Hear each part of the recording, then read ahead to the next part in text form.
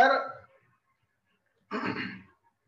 उठावन ही सदानंद देशमुख यांची एक अत्यंत वास्तव अशी कथा तुमच्या समकालीन मराठी कथा या कथासंग्रहात समाविष्ट केलेली आहे.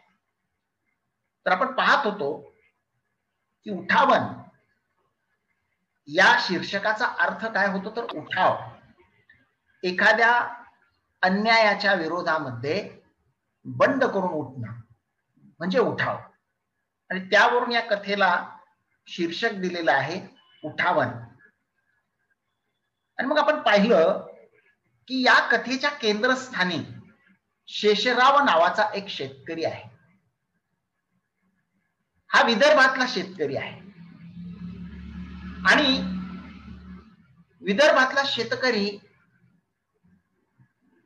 म्हणजे आत्महत्या असं एक समीकरण झालेलं आहे. आपल्या कानावर नेहमी वेळोवेळी बातम्या येतात की विदर्भामध्ये अमुक अमुक ठिकाणी शेतकऱ्याने आत्महत्या केली, अमरावतीला अमुक अमुक शेतकऱ्याने आत्महत्या केली, अशा सारख्या बातम्या आपण ऐकतो. तर ही वेळ या लोकांवर काय येते, शेतकऱ्यांवर अशी वेळ काय येते, एकूणच सगळ्या शेतकऱ्यांवर ही वेळ काय येते, त्याची आपण कारण मागच्या तासाला पाहिली. आणि त्या पार्श्वभूमीवर मग उठावन ही कथा येते की बस आता मरायचं नाही, आता मारायचं, आता मरायचं नाही तर आता मारायचं, असं सूत्र घेऊन ही कथा लिहिलेली आहे. आणि मग त्याचं केंद्र हा शेषराव नावाचा शेतकरी आहे. मग शेषराव हा शेतकरी जो असतो त्यानं पिकवलेला कापूस आहे, कापूस पण फार पिकलेला नाहीये, 7 क्विंटल कापूस आहे. आणि कापसाची खरेदी ही सरकारच्या माध्यमातून म्हणजे सरकार फेडरेशनच्या माध्यमातून करत असतं. त्याला योग्य काय असेल तो भाव देत असतं. त्या कापसाचं काही ग्रेडिंग ठरवलं जातं, first grading, second grading, third grading. ते ग्रेडिंग सुद्धा त्याच्यानुसार रेट असतात, भाव असतात. आणि जसं ऊसाला काही हमी भाव असतो तसा कापसाला काही भाव सरकार ठरवून देतं. त्याचबरोबरीनं त्याला काही एक बोनस सुद्धा जाहीर करत असतं, काळ वेळ आणि परिस्थितीनुसार बोनस जाहीर केला जातो. आणि मग क्विंटल मागे 50 रुपये असा भाव शासनानं जाहीर केलेला आहे. परंतु तो जर कापूस तुम्ही एका विशिष्ट तारखेच्या आत फेडरेशनला आणून घातला, मार्केटमध्ये फेडरेशनला आणून घातला, तरच फक्त हा बोनस दिला जाईल, त्याच्यानंतर नाही.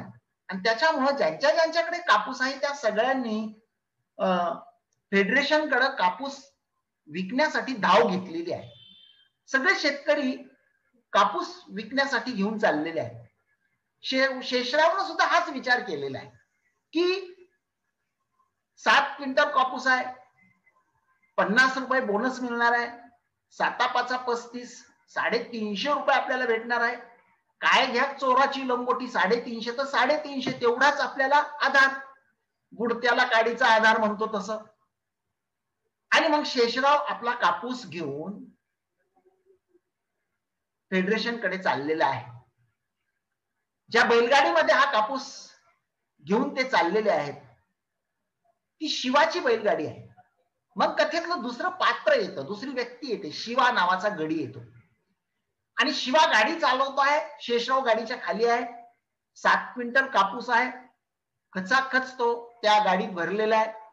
त्याच्यामुळे त्याचं ओझं त्या परधान्याला आणि राजाला सहन होत नाहीये, तरी ते जीवाच्या आकांतानं आपल्या मालकाचा आदेश समजून त्या बैलगाडीतून कापूस घेऊन चाललेले आहे.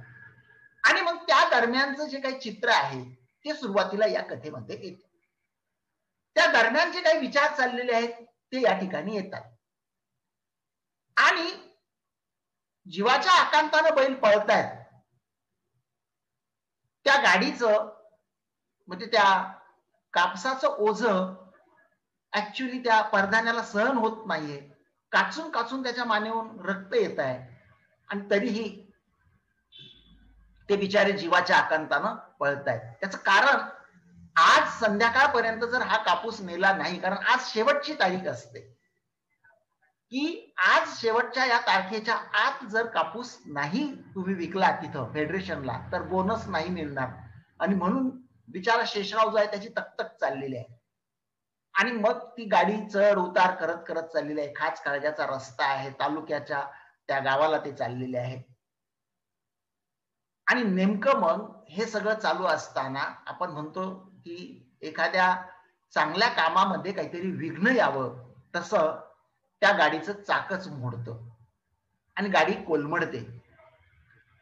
कापसाच्या जे बंडल्स आहेत ते असे खाली कोलमडतात आणि मग पुन्हा ते चाक बसवणं, त्याची धाव बसवणं, त्याच्यासाठी मग शिवाची धावपळ, असा तो सगळा वेळ त्यामध्ये जातो. म्हणजे हे पहिलं विघ्न तिथं आलेलं आहे.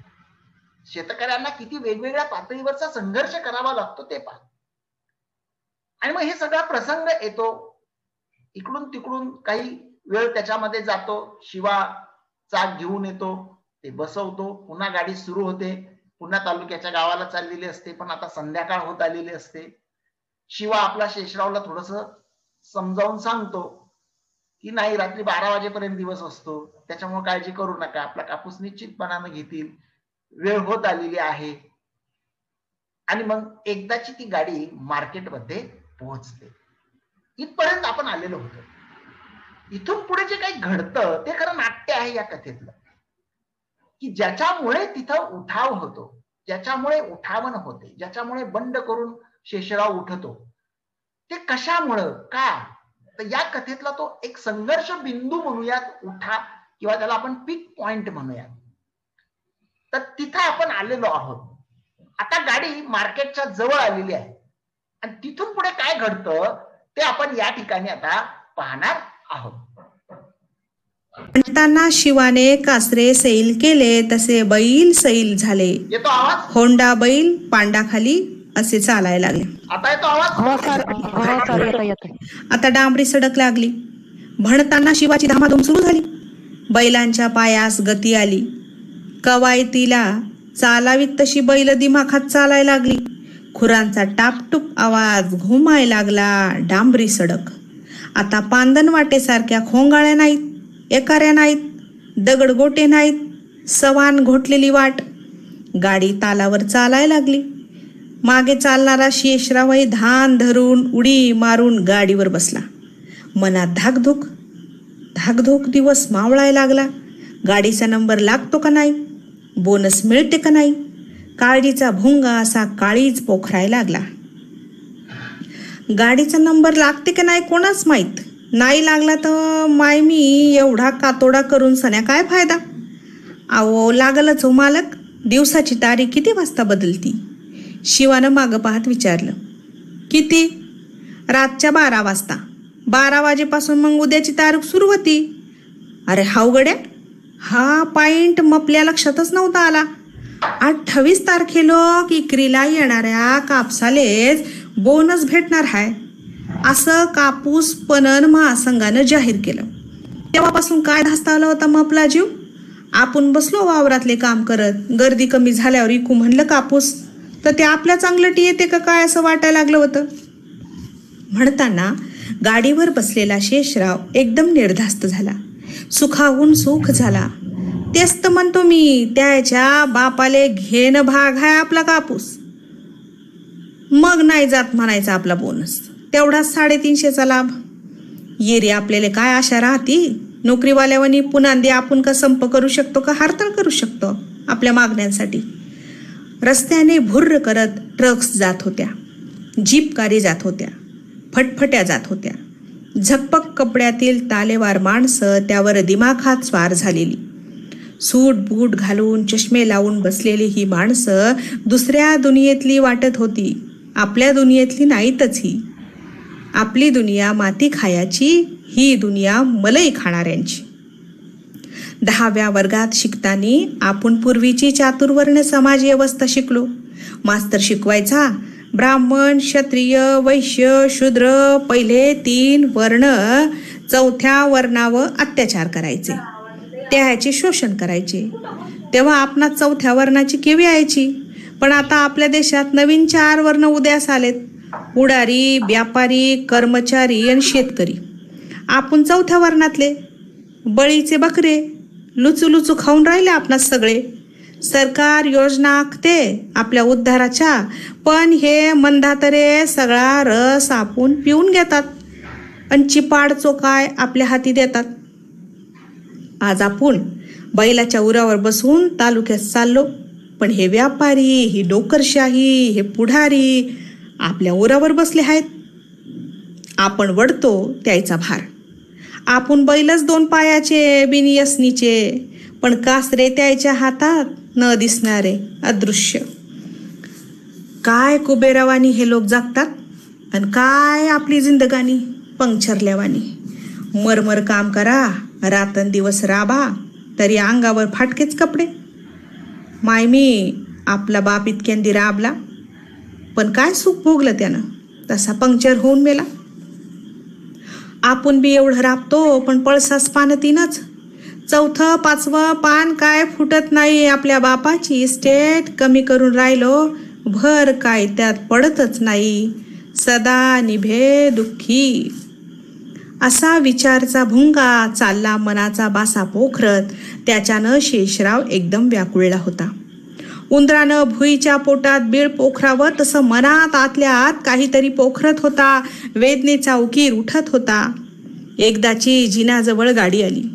जिनाच्या आवारात गाड्यांची ही तोबा गर्दी, जशी अमरदास बाबाची जत्राच. 28 तारखेला कापूस घेतल्या जाणार, त्यालाच बोनस म्हणताना संधीचा फायदा घेण्यासाठी गावोगावचे शेतकरी धावत पळत आले होते. आपण गर्दी कमी केल्यावर आवदीनं कापूस विकू असं शेषरावानं ठरवलं होतं. पण इथं उलटच. ज्याच्या भेव त्याचाच खेव. गाड्याच गाड्या. जिनाच्या आवारात मावत नव्हत्या. बोनस मिळणार, तेवढाच फायदा होणार म्हणताना खेडे पाडे उलटले. सगळीकडे गाड्या, बैल, माणसं यांची हाय तोबा गर्दी. मुंग्यांचं वारूळ फुटल्यावानी माणसाचं वारूळ फुटलेलं.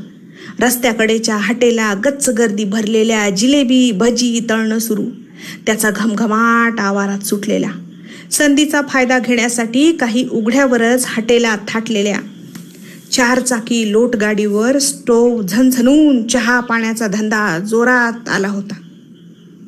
शेषरावची गाडी फाटकाजवळ आली तर फाटक बंद. आधीच्या 8-10 गाड्यांसमोर ताटकळत उभ्या शिवाने गाडी मागे गाडी थांबवली. अहो पाहुणे, गाडी काऊन बाहेर घाला नात.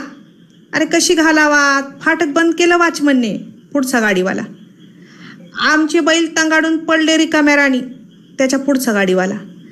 फाटकच उघडून नाही राहिला भला माणूस. त्याच्याही पुढचा गाडीवाला. काऊन ते म्हणत शेषरावने खुटल्यावर एक पाय दिला. दुसऱ्या पायानं चाक चाचपून दुसरा पाय दिला आणि मग खाली उडी घेतली. त्यो रगेल थुत्तराचा वाचमन म्हणते, टाईम झाला, आता नवीन गाड्या काही घेतल्या जाणार नाहीत. असं उभं असलेले 2-3 बोलले. शेषरावने पाहिलं. ते त्याच्यासारखेच खेड्या पाड्यातले शेतकरी होते. ग्रस्त झालेले, मळक्या कपड्यातले, चिंता काळजीने धास्तावलेले, वाघाने लुचुगून सोडल्या गरीब गाईसारखे झालेले, कफल्लक, हडाडलेले. कुठे हाय वाचमन, चला आपण विचारू त्याले. अहो पाहुणे, काही फायदा नाही होणार. आता लोक लई लोणी लावलं आम्ही त्याले, तरी तसाचा तसा आटरेल हाय, पगळायचा पत्ता नाही. हा म्हातारा माणूस हराळ खेड्याचा. पाय पडला त्याच्या बापासारखा हा म्हातारा, पण याले बुक्का मारला त्यानं. लात मारून ठोकरले याले. 5 क्विंटलावर बोनस मिळावं म्हणून धरपडा तरफडा करत आला. त्या वाचमनच्या पाया पडला तर त्याने लगी याले मारलं, असं एकानं सांगितलं. शेषरावनं पाहिलं. म्हातारा शेतकरी मुळूमुळू रडत होता. मध्येच खोकत होता. नाक वरपत होता. बेहाल झाला होता. त्याची अवस्था पाहून शेषरावचं डोकं तडकून उठलं. हातात काठी होती तर मूठ आवळल्या गेली. त्या काकास मारलं तेव्हा तुम्ही काय तिथोर पाहत होते का? तुम्ही काऊन नाही हात उखळून फेकला त्या हरामखोराचा? शेषरावच्या आवाजात जसे निखारे उठले. आता काय करता राव, आपल्या नशिबातच हाय ही ठोकरा ठोकरी. हे एका दिवसाचं काही, हमेशाच गारानं आहे. कुठं बिजा आपल्या नशिबात ठोकरा ठोकरी आणि पुन्हा सनकीपणा दाखवून आपलेच 3-13 वाजायचे. आपण काय उठावन करू शकत नाही. मागला दिसा असंच एका कंडक्टरनं पैसे वापस दिले नाही. मागाय गेलो तर शिव्या द्यायला लागला तर गुच्चागुच्ची केली. मग काय, साल्यानं मपल्या अंगावर तिकिटाची पेटीन पैशाची थैली भिरकावली आणि ठेसनात गेला. तर तिथे पोलिसांनं मपलीच पिटाई केली आणि 500 रुपये दंड घेतला. आपल्या पाठीशी का सरकार हाय? कर्मचाऱ्याच्या पाठीशी हाय. पुन्हा कोर्ट कचेऱ्या करण्यास आपल्याजवळ काय हाय? असं म्हणून सांगणारा शेतकरी त्या आठवणीने गलित गात्र झाला. शेषरावलाही ते पटलं. करून तो पुढे सरकला. तशी शिवाला काळजी वाटली. जरा सबुरीनं घ्या मालक, सनकीपणा नका दाखवू, तो म्हणाला. शेषराव वॉचमनजवळ गेला. का हो वॉचमन साहेब, उघडा ना फाटक, गाड्या घ्या ना आमच्या आत. जमणार नाही. काहून ते? टाईम झाला, आजच्या दिवसापुरतीच मोलतपती. आता तुमच्या गाड्या उद्या आत घेतल्या जातान. अरे हो गड्या, उद्याचा दिवस तर रात्रीच्या 12 वाजेपासून सुरू होते ना. तुम्ही आताच कसं काय बंद केलं तर फाटक? असं शेषरावनं रागात विचारलं. तसं भोवताली उभे असलेले शेतकरी एकदम करंट लागावं तसे सावध झाले. अरे हो गड्या, उद्याचा दिवस तर रात्रीच्या 12 वाजेपासून सुरू होते ना. तुम्ही आताच कसं लावलं फाटक? रात्रीच्या 12 वाजे लोक येल गाड्या घ्याव्याच लागतात. असं म्हणत सगळेच्या सगळे पुढे झाले. एक वाळका, दुसरा दाढी वाढलेला, तिसरा फाटक्या कपड्यातला, चौथा मातकट तोंडाचा, सगळेच्या सगळे पुढे झाले. दार उघड, फाटक उघड, असं म्हणायला लागले. काही फायदा होणार नाही. आतल्या बाजूनं स्टूलावर बसलेला वॉचमन गुरमीत बोलला. काहून ते? मले साहेबाची ऑर्डर आहे, गाड्या आत घ्यायच्या नाहीत, फाटक बंद करायचं. मग आम्हाला साहेबच भेटू दे. साहेब बाहेर गेलेत फटफटी घेऊन. आम्ही पोलिसात कंप्लेंट करू. कोणीतरी धमकी दिली. तसा वॉचमन बेरकी हसला, म्हणाला, आता पोलीस काय करणार आहे तिथं येऊन? म्या का चोरी केली? तशी माणसं आरबळण गेली. काय करावं काय सुचेनासं झालं. तसा शेषराव एकदम नरम झाला. एका शेतकऱ्याच बाजूला घेऊन म्हणाला, याले साहेबागिबानं काही सांगेल नसावं बहुतेक. हात चहा पाण्यासाठी मुद्दाम आडून घ्या लागला बहुतेक. फेकूयाच्या पुढी 5-10 रुपयाचा तुकडा. अहो, साहेबानं सांगितल्या बगर एवढी कोंडी करू शकते का ते भाईतान्यात होत्राचं वॉचमन? सगळ्याची सांगड असती यायची. व्यापाराच्या झोड्या, लेंड्या, कापूस हे फेअरमंदी घेतात. आपला सुपर फेअरचा लेंड्याच्या भावात घेतात. व्यापाराच्या फाऱ्या वाढून देतात. समदे लेकाचे चुरूचुरू खातात. खा म्हणाव. भरावं लागन देवाच्या दारी. हळाकळा लागतान. मरतानं हात पाय खोरू खोरू पैसे खाणारे औंदाचा साहेबच जरा बेकार आहे म्हणतात. गेलं सालीचा शेतकऱ्याचा लय कनवाळू होता. असतातच असे काही काही तांदुळात खडे. प्रत्येक खात्यातच आता लाच खाऊ झाले. कुठं बिजा पैशा बिगार काम होत नाही. अरे पण यायले सरकार पगार देते ना. फुकट करतात का काय हे काम? कणकण पगार घेतात. पण जिकडे तिकडे खुडण खाऊ पैदा झाले गाजर गवतवानी. वावरात जसं समद गाजर गवत पीक खाऊ टाकते तसा हे समदा देश खायला लागले. समधी माणुसकी खायला लागले. हंटर मारायला पाहिजे एकेकाच्या पैसे मागणाऱ्यांच्या. असं म्हणून एका शेतकऱ्याने कर्कट दात खाल्ले. सगळे संतापले. पण जाऊ द्या, आपली गरज आहे ना. आलडा धरी पलडीले तशी गज झाली आपली.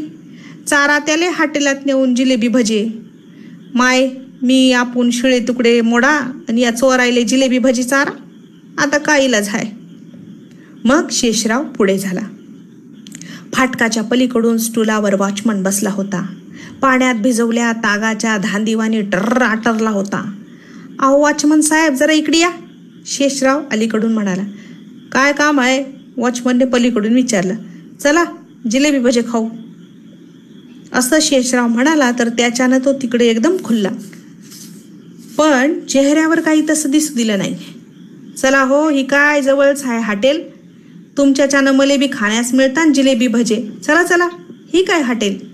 असं म्हणता वॉचमन सुटल्या भारासारखा सैल झाला. हाव चला चला म्हणताना वॉचमननं फाटक उघडलं. पुन्हा लावलं. अहो पण एक करा, आमच्या एवढ्या गाड्या आत सोडून द्या. बैलाच्या खांद्यावर जू आहेत. समद्या माना आखडून गेल्या त्याच्या. वाटल्यास नंबर टाकू नका, पण बैलास मोकळं करू द्या. पाय फाय झाडू द्या. चारा चाबलू द्या. तेवढा तिसवाटा मिळेल मुक्या पराण्यास, असं शिवा म्हणाला, हात जोडून गयावया करायला. तसा हातातला सोटा बगले धरून वॉचमन म्हणाला, ते समद करतो, पण मी म्हणतो ते ऐकावं लागेल तुम्हास. ऐकू ऐकू, सांगा सांगा. सांगा सांगा नाही, काय मागायचं ते मागा म्हणा, असं घोळक्यातील एक शेतकरी म्हणाला. हुशार आहेत ते, याले म्हणता डोकस, असं म्हणून वॉचमन दिलखुलास हसला. उघडा ना मग फाटक, तुमचं काय ते पाहून घेऊ, शेषराव म्हणाला. तुम्ही सध्याच्या गाड्या इथे बाहेरच सोडा, आपण तिकडून आल्यावर तुमचं समज बरोबर करू. तुम्ही बिनघोर राहा, चिंता नका करू, बिनघोर राहा. असं म्हणता, तसं करतो. सोडा गाड्या या बाहेरल्या पटंगणात, मी येतो वॉचमन सोबत जाऊन, असं शेषराव म्हणाला. म्हणताना शेतकऱ्यांनी गाड्या बाहेर सोडल्या, बैल मोकळे केले. त्याच्या पुढ्यात चाऱ्याच्या गवताच्या पेंड्या मोकळ्या करून सोडल्या. बैलांनी अवघडून गेली शरीर मोकळी केली. पुढ्यातला चारा शेपट्या हलवत चावलाय लागले. खाता खाता शेपट्यानं अंगावरच्या गोमाशा उठवायला लागले. गाड्यासोबतचे शेतकरीही बैलासारखे सैल झाले. वॉचमन फाटक उघडाय नानागुना करत होता. त्याच्यानं सगळे धास्तावले होते. मनावर ताण आला होता. विजेच्या खांबाच्या तणाव्यासारखी सगळ्यांची मन तणावली होती. मग साऱ्यांनी आता सुटकेचा सुस्कारा टाकला. कोंडाळं करून सगळे गप्पा मारायला लागले. वॉचमन सारखा शेषरावच्या कानीपाठी लागला होता. त्याला हॉटेलात घेऊन जाणं भाग होतं, काहीतरी चारणं भाग होतं. तू बाई शिवा, आम्ही येतो, असं म्हणून शेषरावने काठी शिवाकडे फेकली.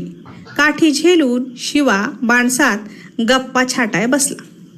शेषराव आणि वॉचमन हॉटेलाकडे पाय उचल झाले तर तेवढ्यात भुर्र करत 2 ट्रॅक्टर आले.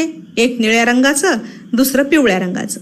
मागे ट्रॉल्या जोडलेल्या गामन म्हशीसारख्या खचाखच कापसानं ठासून भरलेल्या ट्रॅक्टर पाहून वॉचमन पुढं चालत होता तर मागे पळत गेला. चटकन फाटक उघडलं, ट्रॅक्टर आत गेले. त्याने पुण्यांदी फाटक लावून घेतलं.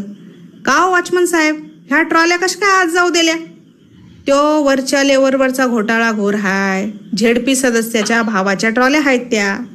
अरे पण त्या कशा काय जाऊ दिल्या? एक शेतकरी खवळलाच. त्याची पहिलाच नंबर लागेल आहे बाबा, पण तुम्ही बी काही चिंता करू नका, तुमच्या गाड्यावर बी टाकतो ना नंबर. गाड्या आत सुटेल असो का बाहेर, आजच्या तारखेचा नंबर महत्वाचा आहे, तो पडतेच, तुम्ही विनघूर राहा. पुढाऱ्याच्या भावास इतका कापूस झाला ह्या नापिकीच्या काळात, एकाने विचारलं. अरे त्याच्या वावरात पिकेल थोडाच आहे तो, आडल्या नडल्या कास्तकाराईकडून कमी भावात घेर हाय त्यो, नगदी पैसे देऊन नड भागवून. दुसरा शेतकरी. काही बारक्या चिरक्या बाजारात बशा व्यापाऱ्याकडून घेल हाय, सर्व्याच्या झोड्या लेंड्या फकड्याचा. थर्ड क्लास कापूस, आता तो चांगल्या भावात इकल. तिसरा शेतकरी. म्हणजे हा व्यापाऱ्याचाच कापूस आहे म्हणायचा. पहिला शेतकरी. एरी काय तर मोठा व्यापारी हाय त्यो, लाखो रुपये नफा कमावते कापसाच्या धंद्यावर आणि बोनस बी घेते. सरकारनं शेतकऱ्याच्या फायद्यासाठी एकाधिकार केला आणि हा खोटा शेतकरी, हा व्यापारी त्याचा फायदा घेते, सरकारकडून बोनस बी खाते.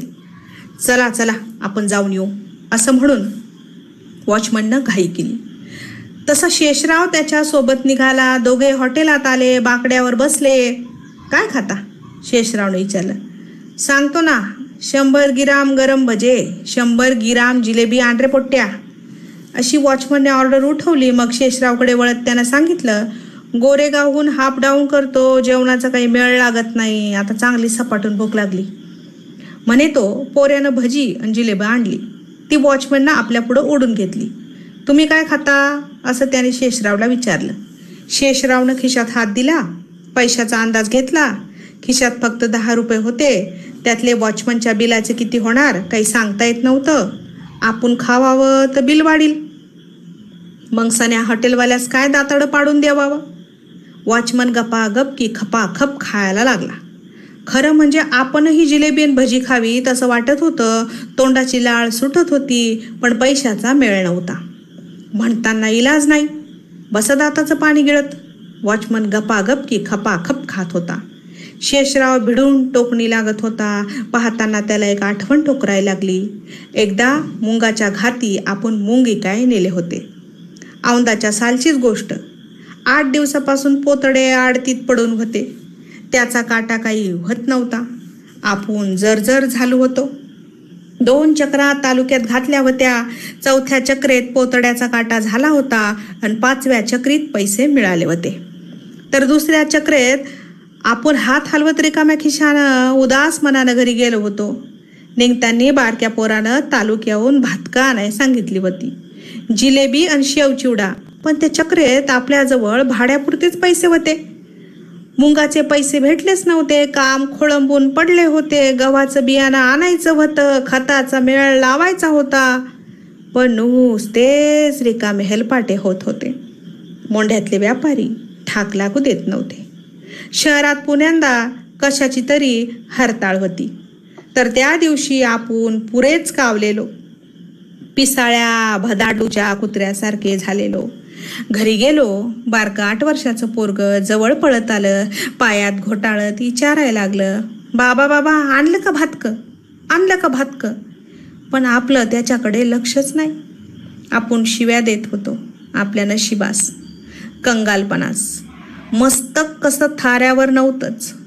अंगाची नुसती काहिली होत होती. मस्तकाची शिर तडतड उडत होती. पोरग पुन्हा पुन्हा विचारत होतं, आणलं का भातकं, आणलं का भातकं, भातकं पाहिजे, हे भातकं, घे भातकं म्हणताना खप्पाखप पोराच्या पाठीत बुक्के, गालात थपडा मारायला लागलो. पोरग आस्ताळून उठलं. जीवाच्या आकांतानं बोंबलायला लागलं. बायको त्यास सोडवण्यास मंदात आली तर तिले बी लाथोळी खुंदळायला लागली. सगळा राग बायकोवर पोरांवर काढला. आरमोडे झाले. आज या चोरास जिलेबी आणि भजे खाऊ घालायला लागलो. जे पोटच्या पोरास नाही ते या चोरास द्यायला लागलो. किती मरमर करतो आपण. रात नाही दिवस नाही राबत राहतो आणि हरामखोर मलिदा खातात. 15 दिवसाआधी बायको कापसाचं गठुडं घेऊन येत होती. लेंडी नाल्याजवळ निसरडी पांदणवाट. लवणात उतरताना तशीच रपकन आदळली तर तिच्या कमरेचा मनका ढिल्ला फसक झाला. आरमोडी झाली.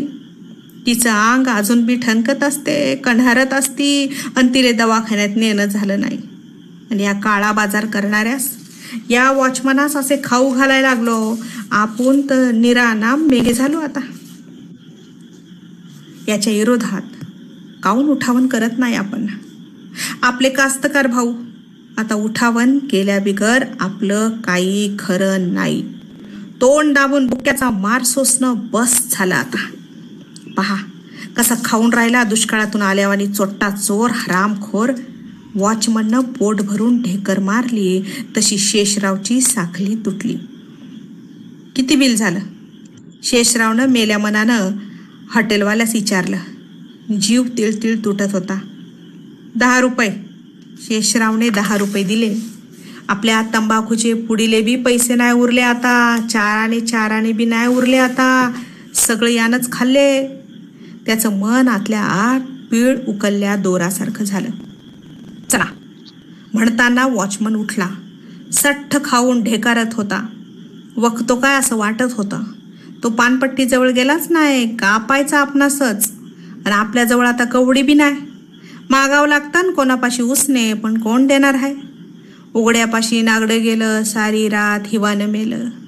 तर तेवढ्यात कोंडाळ्याने बसलेले शेतकरी धावत धापाळत आले. काय म्हणते वॉचमन. घेतो म्हणते गाड्यात. टाकतो म्हणते नंबर. घेतोय का.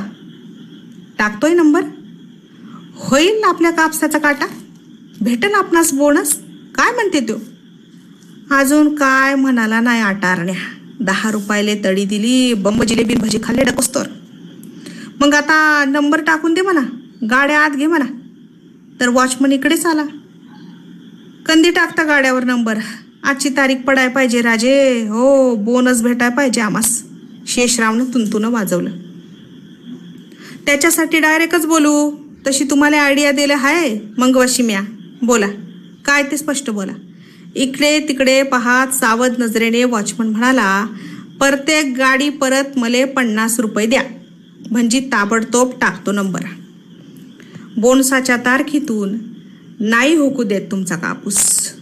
पुन्हा सुपर ग्रेड पाहिजेच असतं तर त्याचा रेट अलग. तसे सगळे शेतकरी एकमेकांच्या तोंडाकडे पाहायला लागले. काय बोलावं काय करावं त्यांना सुचेनासं झालं. करायचा का कोणाचा सांगा, पण पहिल्यांदा 50 रुपये काढा, गाड्यावर नंबर टाकायचे. असं म्हणून तो पानाची पिचकारी बाजूला थुंकला, लाल भडक रक्तासारखी. तसं शेषरावचं रक्त एकदम खवळून उठलं. कापसाच्या गंजीस आग लागावी तसा वनवा आतल्या आत, मनातल्या मनात काय होतंय, आपण काय करतोय त्याला काही समजलंच नाही. त्याने एका हाताने वॉचमनची गच्ची पक्की आवळून धरली आणि दुसऱ्या हाताने तो ताड ताड वॉचमनचे गाल सजवायला लागला. वॉचमनला असं काही वाटलंच नव्हतं. तो बेसावध होता. तर जोर जोरात ओरडायला लागला तसे भोवतीचे सगळे लोक धावत पळत इकडे आले. शेषरावने आता खालच्या बाजूने त्याच्या पायावर अशी आडवी लाथ घातली आणि त्याला रपकन खाली पाडलं आणि लाथोळी त्याला खुंदळायला लागला. बेभान झाला, डोळे लाल गुंजार इंगाळासारखे झाले, मस्तक तव्यासारखं तापलं, अंगातल्या सगळ्या नसा गरम जळायला लागल्या. त्याच्या डोळ्यापुढं भातकं मागणारं आणि त्याच्या बदल्यात आपलं मार खाणारं पोरग येत होतं. लेंडीच्या काठावर रपकन आदळलेली बायको येत होती. मार खाणारा वॉचमन आता चांगलाच आरमोडा झाला होता. पालीच्या तुटल्या शेपटासारखा भुईवर बेहाल वळवळ करीत होता. काय झालं? दूर उभे असलेले घोळका पाहून पळत आले. शेषरावला आवर घालत विचारू लागले. यानं गाडीवर नंबर टाकायचे पैसे मागितले होते. ते पैसे देणं सुरू आहेत. कारण माहीत असलेल्या शेतकऱ्यांनी कारण माहीत नसलेल्या शेतकऱ्यांना माहिती पुरवली.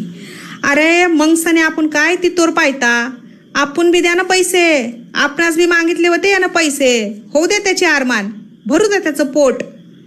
म्हणताना एकच कल्लोळ उठला. सगळीच्या सगळी गर्दी वॉचमनला खुंदळायला लागली. सरकार पैसे देत नाही का बे तुला, फुकट काम करतो का रे चोरा लाथ, नासुकला नंबर टाकायचे पैसे मागतो सापट, आमचा पैसा का हरामाचा आहे काय, बुक्का, मारा द्या त्याला पैसे द्या. असा एकच हलकल्लोळ उठला, जो तो आपापले हात पाय निवून घ्यायला लागला आणि लोकांच्या लाथाबुक्याखाली वॉचमन कोळसा झाला.